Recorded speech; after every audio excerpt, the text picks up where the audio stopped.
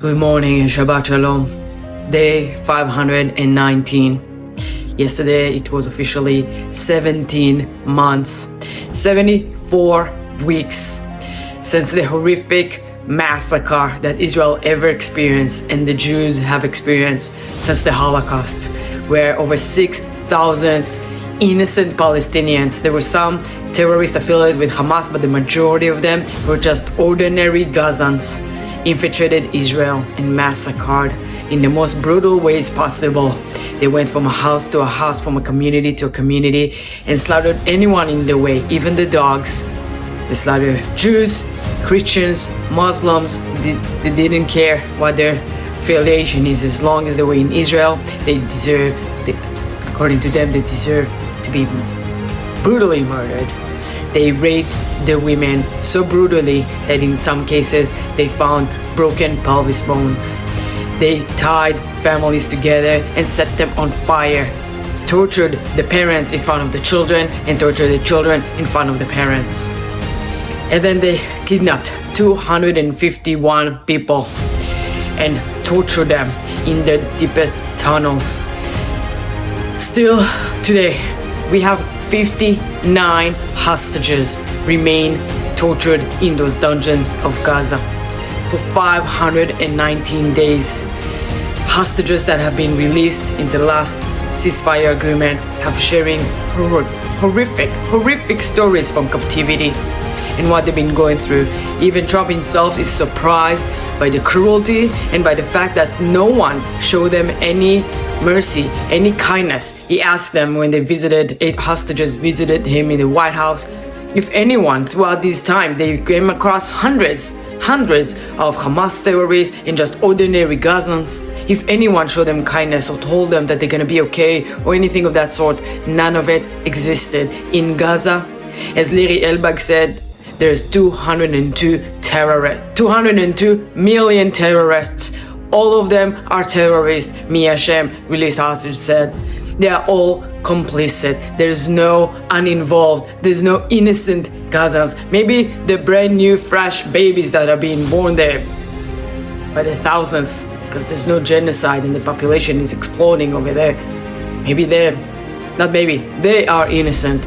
But once they're starting indoctrinating to become monsters, they're no more innocent. The situation there, there's no solution. There's no solution to live side by side with these monsters. They do not want to have peace with their neighbors. They do not want to live side by side. Israel has withdrawn from Gaza in 2005. We left them. We gave them houses. We gave them greenhouses. We ripped families out of their houses in 2005. Our own soldiers, our own IDF ripped out Jews from their houses in Gaza in order for the Gazans to receive that land and receive these houses, and trying as a gesture of peace, giving a branch of olive tree. They didn't care. It's not about land. To them, it's all about annihilating Jews. This is all they want. This is the biggest achievement.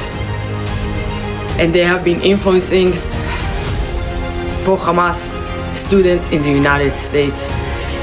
Those pro-Hamas students since October 7 took to the universities in a coordination with Hamas. The Hamas leaders even paying. There's some money going on over there, influencing those pro-Hamas supporters to terrorize Jews in America. And the last administration did fucking nothing.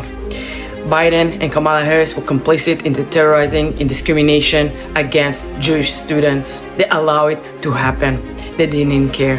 Every time they were talking about anti-Semitism, they had to say at the same sentence Islamophobia, as if they are the same. They are not.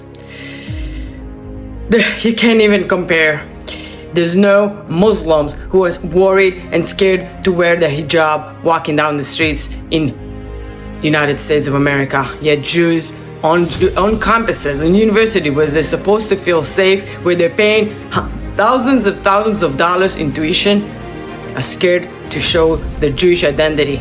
And then these pro-Hamas supporters will tell you, no, we're just against Zionists. We're just against the Israeli entity and all that fucking bullshit. Yeah, they will go to synagogues, they will go to Jewish communities, and they will terrorize the Jewish people. They will target Jewish people. They won't stop them and be like, well, hold on. What is your perspective about Israel government? Or are you a Zionist? They don't. To them, once they recognize a Jew who has Jewish identity, they would target them. They would harass them. In many cases, they will use violence against them. Freedom of speech does not allow you to harass, target, segregate, bar people that you hate. And that's why Trump, a man of his word, promises made, promises kept, have canceled $400 million in grants to Columbia University for the failure to protect their Jewish students. Attorney General Pam Bondi chipped in even more and explained why they did that and why they're going after Columbia, and more universities are coming next. This administration does not tolerate discrimination against anyone. There are anti-discrimination laws that these universities are failing to uphold.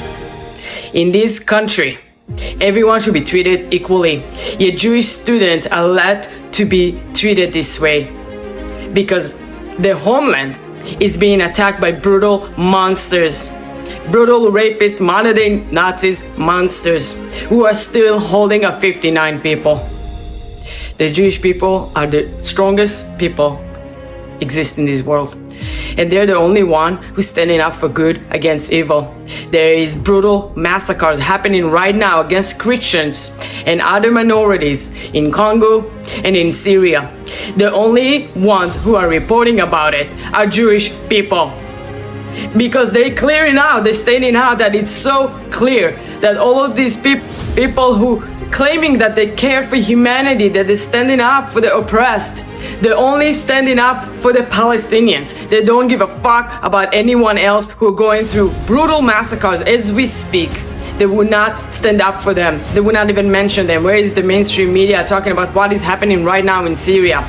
The only people who speak about what's happening right now in Syria are Jewish people and bringing attention, while Europe and the UN themselves are siding with the new Syrian regime, the Islamic jihadists who took over Syria.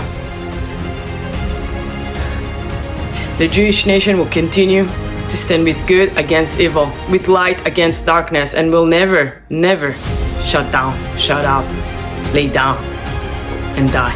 We will remain strong, resilient, proud, and stand for what we believe in, and we will remain victorious and immortal. We have been going through massacres and trials of annihilation for thousands of years, yet our enemies keep failing. They're fucking insane. They're trying the same thing over and over again and expecting different results, and they can't understand that the Jewish nation is going nowhere. It's here to stay. We finally came back home to our homeland, an ancestral homeland, Israel, but we'll remain living for eternity. From the Jordan River through Judea and Samaria to the Mediterranean Sea, Am Israel will always be. Am Israel Chai forever, and Shabbat Shalom.